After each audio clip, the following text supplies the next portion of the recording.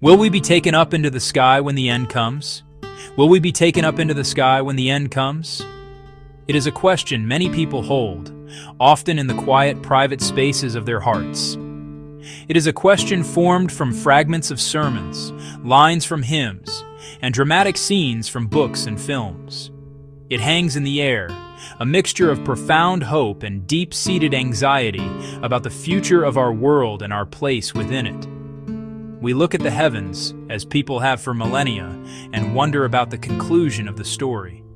Is our destiny to be suddenly lifted from the earth, or is there another way to understand the great promises of God's future? This question is not merely academic. It touches our deepest feelings about safety, justice, and ultimate belonging in God's creation. The very idea of being snatched away can feel both thrilling and terrifying.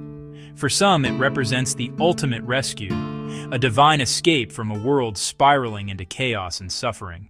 For others, the concept feels unsettling, suggesting a departure from the world God so loves, a world He has promised to redeem and renew, not simply abandon.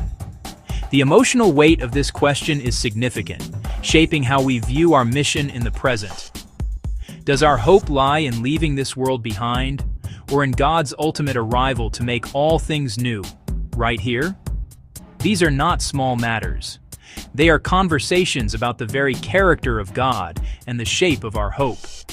This conversation is not a new one, though its modern form is quite specific. Christians throughout history have wrestled with the meaning of Jesus' return.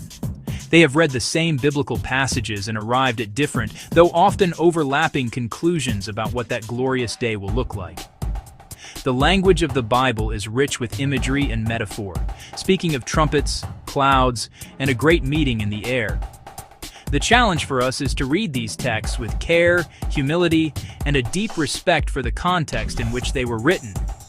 We must ask what the original authors, like the Apostle Paul, intended to communicate to their first-century audiences, who were themselves facing uncertainty and persecution, and looking for a robust and sustaining hope.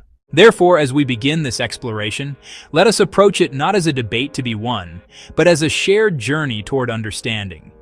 We are not seeking to draw final, unshakable lines in the sand, dividing believers into opposing camps. Rather, we are seeking to understand the story the Bible is telling about God's future for His creation and His people. The goal is to replace anxious speculation with a well-grounded, resilient hope.